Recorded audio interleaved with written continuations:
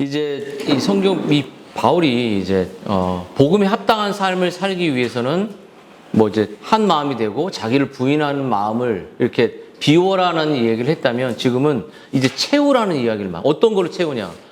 예수님의 마음으로 예수님이 어떤 분인지, 예수님의 어떤 마음을 갖고 이 땅에 성육신 하셨는지, 그 예수님을 보내신 하나님의 마음까지도 오늘 본문에 예수님의 마음을 이해할 때 하나님의 마음과 또 성령의 마음을, 삼위 하나님의 마음을 깨닫게 된다고 말하고 있습니다. 여러분, 바울 사도가 빌립보 성도들에게 계속 가르치는 것은 복음에 합당한, 이 세상에서 복음에 합당한 삶인데요. 이제 이 삶은 뭐냐면 이 예수 그리스도를 우리의 마음속에 채워 넣는 것이죠. 이 청교도 구딘이 이런 말을 했어요. 뭐라고 말했냐면, 우리는 이제 죄가 있는 상태로 태어나잖아요. 예수님은 무죄하심으로 태어나셔요. 그리고 아담은 어땠죠? 땅으로 빚어졌지만, 아담은 땅의 사람이지만 그리스도는 하늘의 사람이라고 말합니다. 그러니까 하늘로 성령으로 창조되었어요. 그러니까 아담과 그리스도의 차이를 얘기하면서 예수님의 무죄하심에 대한 이야기를 왜 하냐면, 우린 죄를 지을 때 죄가 있는 상태에서 죄를 짓잖아요. 그러면 죄의 깊이가 또 경건한 상태에서 죄를 지을 때 막 힘들어요. 근데 이제 그것을 회복하는 시간이 걸리죠. 하지만 죄가 있는 상태에서 죄를 짓는 것이죠, 우리는. 근데 예수님은 무죄하심이 뭐냐면 죄가 없는 순결한 상태에서 죄가 그분에게 들어온다는 거죠. 근데 그 죄의 깊이는 인간이 느끼는 죄의 깊이보다 더 큰 것이에요. 더 어마어마한 창조주의 죄에 대한 인식이죠. 그래서 예수님이 우리를 채우려 한다라고 할 때 인간적인 아픔을 채우라는 것이 아니라 죄 가운데 있는 인생들의 삶의 비참함을 인간적으로 채우라는 것이 아니라 죄가 없는 무죄한 상태에서, 그 순결한 상태에서 그 죄가 스며들 때 그 고통으로 우리를 이해하고 사랑하시는 마음으로 이 땅에 오셨다는 것이죠. 여러분, 그래서 바울이 뭐라고 말하냐면, 예수님을 마음을 품기 위해서는 그냥 인간적으로 이해하는 것이 아니라 계속 그리스도 안이라는 말을 계속 씁니다. 그래서 바울은 더 실제적인 복음에 합당한 삶을 살기 위해서는 그리스도의 마음을 품어야 하고, 또 그리스도의 마음이 우리의 삶을 전부 지배해야 된다는 것이에요. 제가 이제 그리스도의 마음에 대한 이야기를 할 겁니다. 여러분의 마음에 뭐가 지금 지배됐습니까? 그리스도의 마음으로 지배됐습니까? 아니면 여러분의 삶의 목적이 예수 그리스도인가요? 여러분의 삶이 정말 그리스도로 가득 차 있나요? 제가 이 예수님의 마음에 대한 이야기를 할 때 참 예수님 마음이 잘 안 느껴지는 거예요. 근데 이런 한 가지 질문을 던져야 돼요. 예수님의 마음을 품고, 오늘 본문이 말했던 너희 안에 이 마음을 품으라, 곧 그리스도 예수의 마음이, 그 마음의 내용이 근본 하나님 동체시나 동등됨을 여기지 않고 고난받고 죽기까지 복종하는 것이 이 마음의 내용인데, 이 마음을 품는 것이 왜 중요한가에 대한 질문. 이 마음을 안 품어도 되잖아요. 여러분, 왜냐면 이 마음을 품지 않는 반대가 뭐냐면, 이 예수님의 마음의 반대는 자기 마음입니다. 자기 중심성이에요. 내 목회, 내 선교지, 내 방식, 내 마음대로 하는, 예수님 마음 품지 않는 모든 것은 죄인 것이에요, 죄. 그래서 이 예수님의 마음을 품지 않고서는 복음의 군사로 살아가는 것이 불가능합니다. 예수님의 마음이 내 안에 가득해지지 않으면 내 마음속에 몰려오는 마음은 다 자기 마음입니다. 내 자녀, 내 미래에 대한 마음이죠. 여러분, 그리스도의 마음을 품는 일이 왜 중요하냐면, 예수님의 마음을 품을 때 진정한 선교와 진정한 목양을 할 수 있습니다. 진정으로 지치지 않고, 타락하지 않고, 연약해지지 않고 가정과 공동체를 섬길 수 있죠. 여러분, 우리들의 마음속에 예수님의 마음이 무엇인지 그래서 되게 중요한 것이에요. 여러분, 그리스도의 마음을 품으려면 우리의 힘으로 되는 것이 아니라 진리와 성령께서 그 마음을 우리에게 비춰주실 때 진리를, 이 마음이 펼쳐지죠. 아이들에게 제가 늘 이렇게 아이들과 또 사람들에게 이 말을 할 때 영어로 보시라는 말이 있죠. 보시. 막 강제로 야, 보시 한다. 이 말은 너 예수님으로 채워줘야 돼. 예수님으로 가득해야 돼. 라고 말할 때 이게 자동적으로 채워지는 것이 아니에요. 그냥 되지 않습니다. 아이들이 너 이거 막 죄를 지적하고 그래서 바뀌는 게 아니죠. 절대 사람은 그런 강압으로 율법적인 용도로 사람이 바뀌지 않습니다. 예수님은 그래서 우리의 마음이 뜨거워지고 우리의 영혼이 다시 선교에 불이 나고 우리의 삶이 다시 목회적으로 정말 강력한 힘을 갖기 위해서는 예수 그리스도의 풍성한 마음이 진리와 성령을 통해 타오를 때, 그것이 압도될 때, 여러분, 그 사역을 감당할 수 있다는 거죠. 여러분, 사도 바울의 이야기를 볼 때도, 사도 바울도 전도하기 싫고, 움직이기 싫고, 또 자기를 자랑하고 싶고, 또 바울이 선교지를 쭉 1차, 2차, 3차까지 돌면서 돌에 맞아서 죽을지언정 불평한 적이 있었습니까? 바울은 늘 겸손했고, 늘 그는 이 고난을 겪으면서도 교회를 세우고 빌립보 교회를 세우고 선교하며 영혼들을 이끄는 바울의 원동력이 도대체 무엇이었는지를 우리가 돌아봐야 된다는 거죠. 정말 센터를 잘 짓고 프로그램에 어떤 막 도는 그런 어떤 체계들이 강력한 것이 정말 이렇게 그 바울의 원동력이었는가? 그렇지 않다는 거죠. 여러분, 바울의 마음속에 정말 희생하도록 자기가 힘에 겹도록 그 교회를 세우고 선교지를 돈 힘의 원동력, 그게 무엇이냐고 우리는 질문을 던져봐야 됩니다. 여러분에게도 여러분의 삶을 끊임없이 움직이게 하고 영혼들을 예수님께로 인도하는 그 힘이 도대체 어디 있냐고 우리가 물어봐야 돼요. 무엇이 나로 하여금 선교를 하게 했는가? 무엇이 나로 하여금 움직이게 했는가? 제가 솔직히 이제 선교사님들하고 저는 전공 자체가 미셔널 철치입니다. 미셔널 철치를 4년간 했어요. 근데 미셔널 철치가 뭔지에 대한 이해를 제가 잘 모르겠어요. 그래서 이번에 미셔널 철치 하는데 갔잖아요. 세중학교에. 뭐 인기징, 프레시, 섬김, 서비스 이런 거 수없이 들었던 단어입니다. 근데 중요한 것은 그것들은 되게 방법론적으로 새 가족이 오면 주차장을 열어야 된다, 티타임을 해야 된다, 되게 많아요. 제가 4년 동안 불신자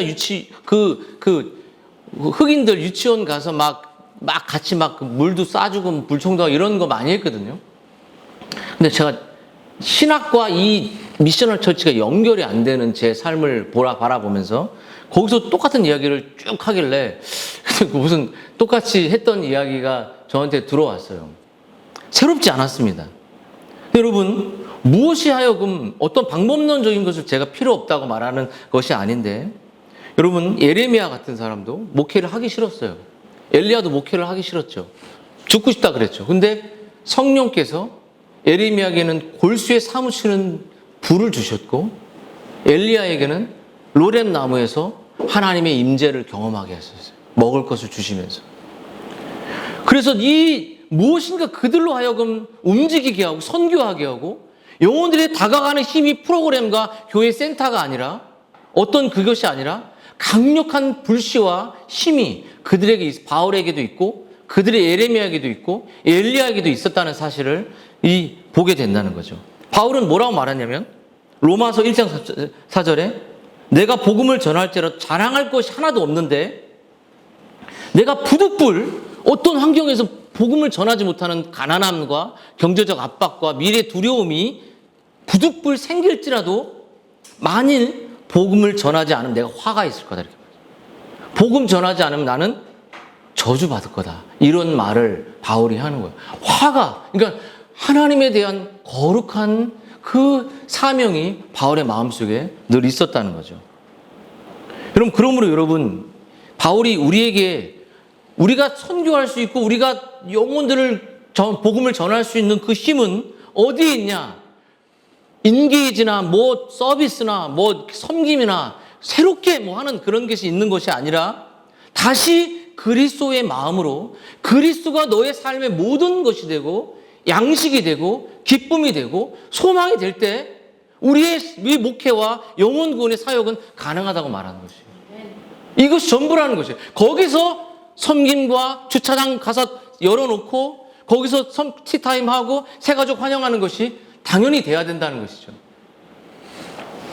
여러분, 우리들의 마음이, 여러분, 마음을 품으라는 이 마음은 뭐냐면 특정한 대상에 우리의 생각을 집중하고 두라는 것입니다. 우리의 생각과 우리의 모양을 그리스도에게 고정시키라는 것이에요. 모든 것을 하든지 주님의 일을 하는 것처럼 하라는 것입니다. 여러분, 우리 예수님에게 가장 큰 기쁨이 뭐였을까요? 예수님의 마음을 지금 이해해야 돼요. 예수님이 마음을 이해해야 되는데, 예수님은 어떤 자신에게 있어 최고의 기쁨이 뭘까요? 뭐가 있습니까? 예수님에게 뭐가 기쁨이에요?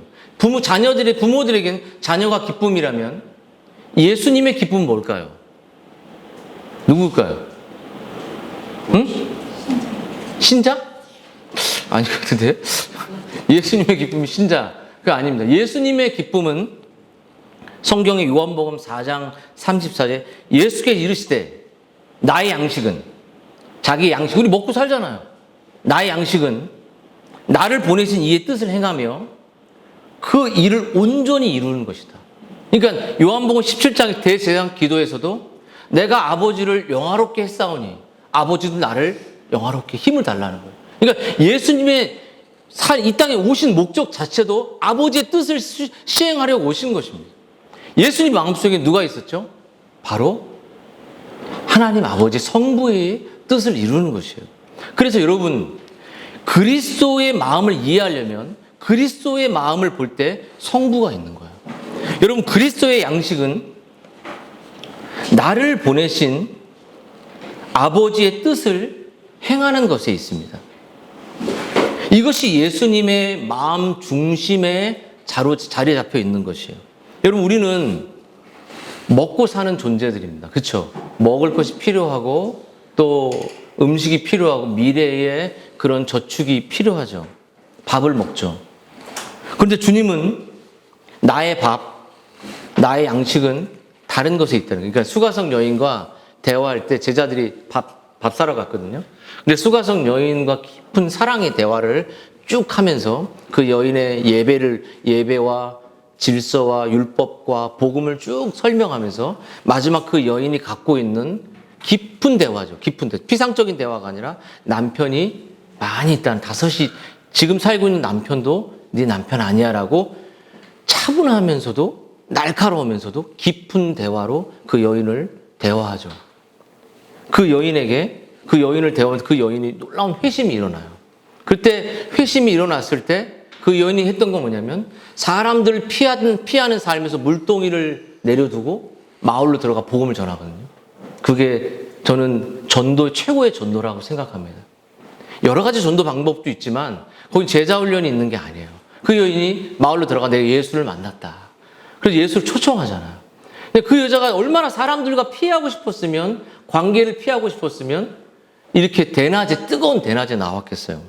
여러분, 근데 이 예수님의 마음이 뭐냐면 주님은 하나님의 뜻을 행하고 그것을 성취하지 않고서는 나는 살 수 없다. 그러니까 그 여인이 그 제자들에게 나의 양식은, 나의 기쁨은 한 영혼이 돌아오는 거야. 그것이 예수님의 마음의 양식이었습니다. 여러분, 이 말씀은 우리로 하여금 우리의 인생을 살면서 하나님을 섬긴다고 하면서 하나님 나라의 일을 행하는 것을 어떻게 여기는가에 대한 놀라운 도전을 주고 있는 것입니다. 예수님의 마음은 하나님 아버지의 뜻을 이루는 것이에요. 한 영혼이 거듭나는 것이죠. 여러분, 우리의 삶을 어떻게 인식하고 살 것인가에 대한 도전. 우리를 즐겁게 하고 만족스럽게 하는 일들이 수없이 많습니다. 이것이 없으면 못 살아 하는 게 우리들에게는 많죠. 여러분, 주님은 사마리아 여인을 만나서 죄에 붙잡혀 비참한 삶을 사는 그 여인의 복음을 전하고 그 여인을 사랑으로 대하며 그 여인을 바꿔놨어요. 그때 그것이 아버지의 뜻임을 알고 그 여인이 바뀌는 것을 통해서 양식을 먹었던 것이에요. 예수님이.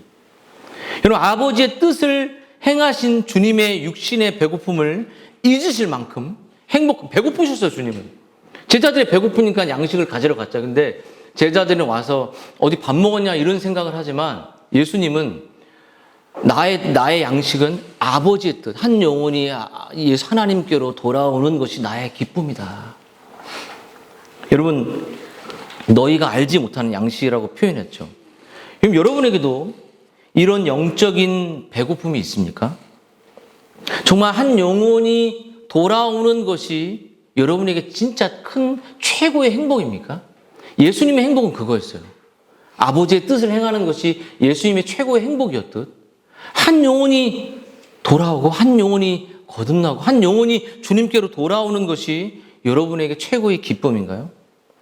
여러분의 삶에 기쁨을 주는 양식은 도대체 무엇인가요? 교회에 지쳐있고 배고파하는 영혼들에게 양식을 주고 함께 나누는 기쁨이 여러분들에게 최고의 양식인지 돌아봤으면 좋겠어요. 이것이 양식이 아니라면 예수님의 마음을 알 수가 없습니다. 예수님은 아버지께로 돌아오는 영혼, 그 사실이 자기의 기쁨이었듯이 이것이 나에게 최고의 기쁨이 아니라면 예수님의 마음은 여러분과 저는 아무런 상관이 없는 것이죠. 저는 저 자신에게 물어보게 되죠. 내가 너를 보내신 하나님 아버지의 일을 감당하는 것을 너의 양식으로 생각하고 있느냐. 여러분, 그리고 일을 끝내기 위해서 어떤 삶의 목적을 갖고 사느냐. 여러분 스스로 한번 물어봤으면 좋겠습니다. 여러분의 양식이 무엇인가? 여러분이 정말로 최고의 기뻐하는 것이 무엇인가? 자녀일까요? 뭘 제일 기뻐하십니까? 어떤 양식을 먹을 때 가장 기쁘신가요? 그것이 여러분의 최고의 우상이고 최고의 대상이에요. 한 영혼이 돌아오는 것이 여러분의 최고의 기쁨이 아니라면 예수님의 마음은 여러분과 아무런 상관이 없는 것이죠. 여러분, 그 이사야서 55장에 은을 왜 수고하지 못할 것에 은을 달아주냐 말을 하죠. 여러분, 사도 바울의 양식은 뭐냐면 그는 이렇게 말했어요. 그는 만세 나의 달려갈 길을 마치고 내 사명 은혜의 복음을 증거하는 일에 내 생명을 조금도 아끼지 않는다고 말했듯이 그는 이렇게 나는 만족할 수 없습니다 이렇게 말하는 것이죠. 언제까지 말입니까? 내 생명이 마칠 때까지 만족하지 않는 것이죠. 선교사님들의 사역이 끝나도 거기 끝난 게 아니라 생명이 끝날 때까지 끝나는 것이죠. 주님이 부를 때까지 끝나지 않는 것이죠. 나의 양식은 주님께 받은 이 사명, 그 하나님의 은혜의 복음을 증거하는 일이 내 생명이 끝나는 날까지 끝난 게 아닙니다. 이게 바울의 기쁨이요 양식이었어요. 여러분, 그러므로 여러분 이 예수 그리스도의 마음을 우리가 지식적으로만 이해한다면 우리는 그 마음 예수님 안에 담긴 하나님의 마음을 이해할 수 없습니다. 그래서 바울은 예수님의 마음을 품어라라고 말할 때 그것을 인이라고 말하면서 체험적이고 경험적이고 그 전인격적인 것을 말하는 것이에요. 여러분, 만약에 여러분의 마음속에 그리스도의 마음을 모르는 선교사님끼리 대화하다 보면 세상적인 선교사님들이 있습니까 없습니까? 있을 수 있죠. 목회자들 만나면 그 목회자가 저를 보고도 좀 돈을 걱정하고 미래를 걱정하는 그런 사꾼 목회자처럼 보일 수 있잖아요. 그렇게 보이시죠? 우리 약간 나날처럼 보이시지 않습니까? 근데 여러분 중요한 건 뭐냐면 사꾼처럼 보일 수 있고 여러 모양으로 보일 수 있지만 한 가지 그런 분들에게 느끼는 건 뭐냐면 경건의 파워는 없어요. 노 파워. 거기 그 몽골에 가니까 영어는 안 통하고 노 크림 이렇게 하니까 이해하더라고요. 그러니까는 파워와 경건이 없는 거예요. 대화하는데 미래에 대한 두려움만 가득하지 그들이 가지고 있는 그 선교의 현장에서 그리스도 때문에 그 삶을 살아갔던 경건은 없는 것이에요. 하나님이 절대로 기도하지 않는 사람에게 경건을 주지 않으세요. 제자들이 막 귀신을 능력을 쫓아내지 못하니까 왜 우리는 못합니까? 창피하게. 기도 외에는 없어 너. 그 능력은 없어. 기도하지 않고 센터만 딱 열어놓고, 기도하지 않고 어떤 선교지만 열어놓고, 어떤 그리스도의 마음도 없는 상태에서 그것이 된다는 것은 프로그램은 될 수도 있겠죠. 하지만 여러분, 모든 사역이 영적이지 않는 저의 사역이 될 수도 있다는 것입니다. 여러분, 모든 선교나 모든 사역과 목회 사역이 인본주의처럼 되어갈 수도 있다는 것이죠. 여러분, 그렇다면 이제 제가 좀 말씀을 좀 더 중간으로 들어가면서 정리하면서 그리스도의 마음 안에 나타난 세 가지 내용이 있고 실천이 있습니다. 그것이 뭐냐면 그분의 마음을 볼 때 뭘 봐야 됩니까? 그분의 낮아짐입니다. 성육신 인카네이션이죠. 그리고 그분의 고난과 죽으심입니다.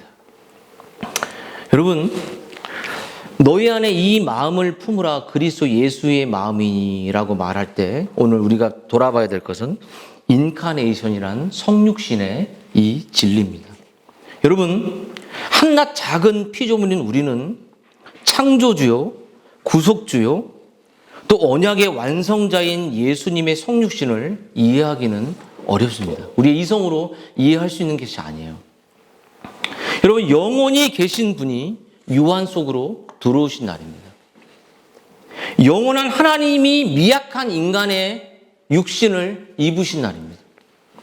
영원한 하나님께서 제한적인 인간의 육신을 입고 이 땅을 사신 날이죠. 그래서 히브리서 2장에 말하면 자비하고 충성된 대제사장이 되어 백성들의 죄를 구속하려고 오셨다고 말했습니다. 아들을 낳으리니 임마누엘이라, 예수라. 여러분, 복음에 합당한 삶은 이러한 그리스도의 마음을 아는 지식에서 나오는데요. 여러분, 그분이 이 땅에 낮아지셨다는 것이죠. 이 땅에 정말 섬기는 자로 오셨다는 거죠. 주는 자로 오셨다는 것이죠. 여러분, 세상은 정반대죠. 세상은 나를 섬겨라. 세상은 높아지려고 하는 사람들의 모습이죠. 근데 예수님은 인간이 낮아지셨고 또 섬기려 오셨습니다.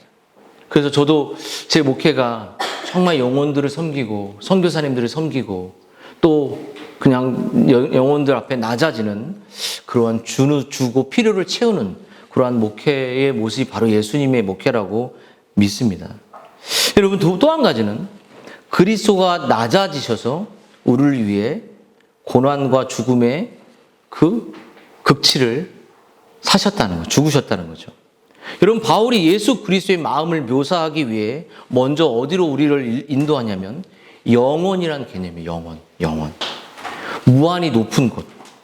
그곳에서 우리 예수님은 하나님과 로고스, 말씀으로 계셨습니다. 로고스로 계셨죠. 로고스가 말씀이 육신이 되어 이 땅에 오신 것이죠. 로고스는 성경이고 진리입니다. 그래서 사도 요한은 예수님을 하나님의 성품 안에 있는 독생하신 하나님이라고 해요. 로고스. 그리고 본래 하나님의 본체시나 본 사람 없을 때 아버지의 품속에 있는 독생하신 하나님이라고 말합니다. 여러분, 예수 그리스도의 온전한 신성으로 계셨던 분이죠. 예수 그리스도의 온전한 신성을 확증하기 위해서 오늘 그 신성으로 완전히 계신 그 하나님께서 근본 하나님과 똑같은 본체를 갖고 계신 그분께서 신성의 완전함을 갖은 그분께서 이 땅에 인간의 몸을 입으셨다는 거 이해가 되십니까?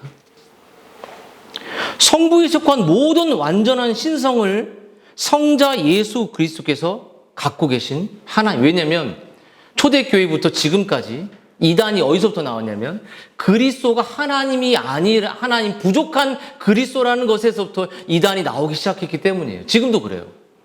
이만희도 부족한 그리스도니까 자기가 이제 온전한 신이라고 말하기 때문에 이 그리스도의 신성과 인성은 너무나도 중요한 교리를 그 날카로움을 알고 있는 것이 중요한 것이에요.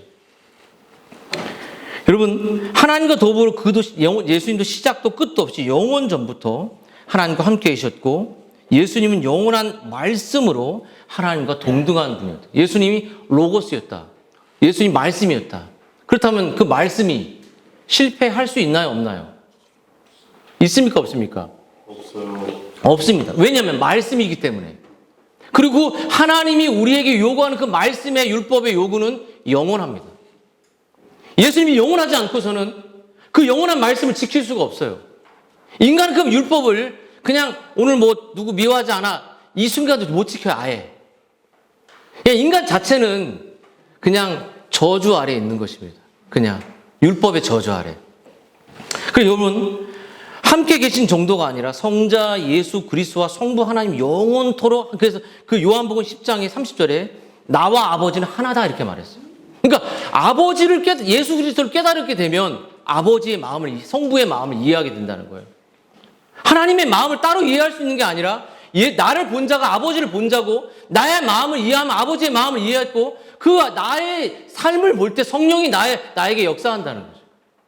그래서 막 그냥 성령 충만이 아니라 성령님은 그리스도를 높입니다. 그래서 오늘 뭐라고 말하냐면 하나님의 본체시나 동등됨으로 취할 거 여기지 않았다 이렇게 말하는 것은 자기를 하나님이 아니다라고 말하는 게 아니라 명성을 없애버렸어요. 존 오웰이 말하듯 자신의 신성의 능력이 인성의 일을 할 때 드러나지 않도록 자꾸 감추시는 일들을 하셨습니다. 자기를 주장하지 않을, 자기 모든 것을 아시면서 모든 것을 모른다고 말씀하십니다. 하나님으로서의 권리에 연연하지 않으시고 오직 신성의 능력을 감추시려고 했고 성부 하나님의 뜻에 온전히 복종하는 그 길을 가셨던 그 예수님, 그것이 성자의 마음속에 있는 무한한 기쁨이었습니다. 아버지의 뜻을 내가 이루겠다. 이 자녀들이 정말 아버지를 사랑하게 될 때, 그 아버지의 뜻을, 부모의 마음을 사랑하게 될 때 그것을 실천하지 않습니까? 똑같은 것이에요. 여러분, 그래서 예수님은 그 하나님의 영원한 진노를 받으셔서 고난과 고통 속에 있는 그 고난을 받고 죽으셨죠. 에어컨 살짝만 켜주세요. 끄지 마세요. 자, 졸지 마시고. 자, 자기 백성이 지은 각각의 죄 하나하나에 하나님의 율법의 정당한 요구와 율법의 속성 자체가 푸른 마들고 꽃은 시들아 하나님의 말씀은 영원하다. 이 영원한 말씀을 인간이 어떻게 지킬 수 있습니까? 말씀의 속성은 바로 하나님의 성품을 반영해요. 그렇기 때문에 그 말씀은 하나님의 성품이 영원하시기 때문에 영원하신 하나님 외에는 이 땅에 그 율법을 지킬 수 있는 존재가 없는 것이에요. 우리가 뭔가 막 으쌰으쌰하고 뭔가 막 한다고 할지라도 그 율법의 1.1획도 우리 지켜낼 수 없는 아주 연약한 죄인에 불과한 것입니다. 그래서 하나님께서 그 영원한 심판을 그리스도에게 부으고 진노하실 때 그분의 신성이 없으면 인성으로만 십자가에서 죽을 수 있을까요? 없을까요? 있을까요? 없을까요? 없어요. 불가능한 거예요. 신성이 인성을 뒷받침해주지 않는다면 그 순간에 혼합되지 않고 하나가 되어 있기 때문에 그 인간만으로는 인간의 대표, 그게 칼게톤 신점에 나오는 거죠. 하나님의 영원한 진노를, 영원의 그 강펀치를 인간은 받을 수가 없어요. 그래서 신성이 인성을 뒷받침함으로 그 영원한 진노를 받으시고 그 영원한 속죄가 무한대로 택자들에게 뻗어나가는 것이죠. 여러분, 그러면 여러분, 예수님이 그렇게 불의한 처형을 당하셨고, 왜 그렇죠? 가장 순전하시고 죄 없으신 그리스도가 가장 흉악한 죄인으로 가장 잔혹한 처형을 당하신 것은 바로 우리를 의롭다 하시고, 우리에게 그 영원한 그 하나님께서 보시는 자녀된 의, 여러분, 우리만 바라보면 죄덩이잖아요. 근데 그 덮어버리는 예수 그리스도의 그 영원한 하나님의 의를 우리에게 값없이 주시기 위하여 그 우리의 만왕의 왕께서 하나님의 동체시지만 이 땅에 자기를 비우시고 명성있게 함으로 우리를 위해 죽으신 것이에요. 그래서 여러분, 그리스도의 고난의 십자가의 삶에 나타난 그 사랑과 그 온유와 그것을, 그분의 겸손을 여러분이 이성으로 묵상하는 것이 아니라 진리와 성령을 통해 조명되어지 그것을 이해할 수 있는 것입니다. 그분의 가난해짐, 그분의 이해 못 받으심, 그분의 제자들과 사람들에게 버림당하심, 그분의 침뱉음 당한, 그분의 창을 찔림, 이 모든 것들이 인간의 육체적인 멜리킵스 같은 그러한 고통이 아닌 하나님께서 완전히 한쪽 팔로는 버려버리시고 한쪽 팔로는 그분을 밀어버리시는 그 고통을 예수님이 겪으신 것이에요. 이때 곧 자기의 의로우심을 나타내사 자기도 의로우시며 또한 예수를 믿는 자를 의롭게 하기 위해서 자기를 비우신 것입니다. 이것이 예수님의 마음이에요. 하나님께서 그 아들을 보내신 마음입니다. 여러분, 바울이 성육신하기 전 그리스도의 놀라운 상태, 보이지 않는 하나님의 영광의 광채인 것에서부터 시작하는 것은 여러분 우리들에게 어떤 도전을 주냐면 너 높아지고 싶잖아. 너 유명해지고 싶지. 너 왕되고 싶잖아. 너 네 자녀와 네 모든 것을 하나님이 주셨는데 자랑하고 싶잖아. 너의 모든 쾌락과 권력과 이 모든 것들을 추구하고 싶잖아. 그때 우리를 영혼으로 인도하십니다. 영혼에 계신 그 하나님이 우리를 위해 이 땅에 오신 예수님을 보이시는 거예요. 우리는 말 큰 거 탔지만 예수님 더 작은 말. 제가 몽골 가니까 저는 말이 작더라고요. 그래가지고 좀 기분이 안 좋았는데, 그러니까 예수님은 정말 작은 말을 타고 오실 정도로 비참하셨죠. 찬송 받으시고 우리의 영광 받으시 합당한 우리 예수님. 하나님이 사람이 되셨다는 것. 부유한 자가 모든 것을 가진 만왕의 왕께서 아주 가난해지셨다는 것. 의로운 자가 죄인의 모양으로 오셨다는 것. 자기가 얼마나 겸손한지 보여주기 위함도 아니었습니다. 하나님이신 그리스도께서 그렇게 할 필요가 없었습니다. 자신의 육신을 인간의 옷을 입고 우리처럼 낮아질 필요가 없는 분이 우리와 같은 죄인들을 구원하기 위해서 이 땅에 그렇게 낮아지신 겁니다. 근데 우리가 좀 낮아지는 것이 무엇이 잘못이고 무엇이 불평할 거리가 되겠습니까? 여러분, 우리 주 예수 그리스도의 은혜를 너희가 알거니와 부유하신 이로써 하나님 너희를 위하여 가난하게 되심은 그 가난함을 말미암아 너희를 부유하게 하려고 한다. 그분이 가난하게 되심으로 이 땅에 우리의 모든 것을 구원뿐만 아니라 모든 것을 의와 나라를 구할 때, 하나님의 의를 구할 때 이 모든 것을 더해 주신 하나님의 약속을 여러분이 믿었으면 좋겠습니다. 여러분, 이런 마음으로 우리가 가정에서, 교회에서 연합하고 각 사람이 그리스도가 가진 그 마음으로 우리가 한 마음으로 나아가야 된다는 거죠. 그래서 바울은 이 마음을 품으라. 곧 예수 그리스도의 마음이니. 여러분, 이 마음이 오늘 여러분에게 성령을 통해 보여지고 있나요? 여러분, 이 명령에 대한 순종이 하루하루를 우리들의 살아가는 삶의 목적이요. 나를 위해 아들을 보내신 하나님 마음을 내가 깨닫는 것이, 또 하나님의 뜻을 기쁘게 하는 것이 내 삶의 목적입니까? 온 우주와 자신의 권리와 권위를 마땅히 주장할 수 있는 이가 있다면 바로 다름 아닌 하나님의 아들 우리 주 예수 그리스도였습니다. 우리는 우리의 권리를 주장할 필요가 없어요. 구원하지 않아도 되는 우리들을 구원해 주셨습니다. 우리가 하나님을 찾지 않았음에도 하나님 우리를 찾아주셨습니다. 그런 그 하나님의 관심은, 바로 예수님의 관심은 하나님을 높이는 것이었고, 하나님 또한 그 아들을 보내서 우리를 구원하시는 것이었습니다. 자신을 동등됨으로 여기지 않았습니다. 여러분, 그 그리스도가 참 하나님 되시기를 그치신 것으로 우리는 늘 생각하면 안 됩니다. 그리스도가 우리와 너무나도 닮을 수 있습니다.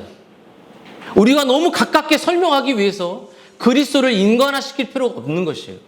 그리스도는 참 하나님이자 참 인간이세요. 그 균형을 우리가 잃어버릴 때 교회는 인본주의 그리스도로 가는 것이에요. 그래서 여러분, 그리스도는 독립적 권위를 행사하시기를 그치시고 자신의 신성에 우리의 인성을 더하셨고 하지만 혼합이 없다. 이 신비로운 연합을 칼게톤의 451년에 이렇게 기록하고 있습니다. 제가 한번 읽어드리겠습니다. 우리 주님은 참 하나님이시자 참 사람으로서 온당한 영혼과 육체를 가지고 계시며 신성에 있어서 성부와 동질이시고 인성에 있어서 우리와 동질이다. 그는 모든 일에 우리와 한결 같으시되 죄가 없으시다. 신성을 따라 만세 전에 하나님 아버지께서 나셨으며 인성을 따라 이 모든 마지막 날에 우리와 우리의 구원을 위해 하나님의 어머니 동정녀 마리아에게서 나셨다. 그는 한 분이시오. 그리스도요 아들이시오. 주님이요 독생자이시다. 그는 혼합되지도 않고 변하지도 않고 나뉘어지지도 않는 두 본성을 가지신 분이시다. 연합으로 인해 두 본성의 구분이 사라지지 않는 것은 결코 아니며 오히려 한 인격, 한 존재 안에서 각각의 본성이 보존된 채로 동시에 존재하고 있다. 두 본성은 분할되거나 두 인격으로 나뉘어지는 것이 아니라 오직 한 분이며 동일하신 아들, 독생자 하나님, 말씀 주 예수 그리스도가 계실 뿐이다. 이것이 451년에 왜냐면 너무 사람을 예수님이 신성이기 때문에 닮아갈 너무 하나님 다 했다 이렇게 말하거나 그 신성을 빼버리고 인성을 강조함으로 예수님을 너무나도 우리와 닮았던 맏형처럼 말하는 그러한 잘못된 교리들이 이 초대교회뿐만 아니라 많이 있기 때문에 이 칼케톤 신조가 우리들에게 보여진 것입니다. 저는 말씀을 마치겠습니다. 아버지께서 나를 아시고 내가 아버지를 아는 것 같으니 나는 양을 위하여 목숨을 버리노라. 여러분, 예수님은 자기 양을 위해 죽되 십자가에 죽으셨습니다. 물론 예수님은 십자가에 죽을 이유가 없었지만 우리의 죄를 위해 십자가에 죽으셨죠. 그리고 지옥의 깊은 형벌까지 다 받으셨죠. 여러분이 얼마나 낮아질 수 있습니까? 여러분, 누가 이 무한히 낮아질 수 있는 분이 누굽니까? 어떤 분이 이 무한하신 하나님께서 왜 낮아지셨나요? 오직 무한한 사랑을 가진 하나님만이 무한하게 낮아질 수 있는 것입니다. 하나님이 무한하시기 때문에 그 무한하신 그 사랑이, 그 무한대의 낮아짐이 우리의 선교의 원동력이요, 목회의 원동력인 것입니다.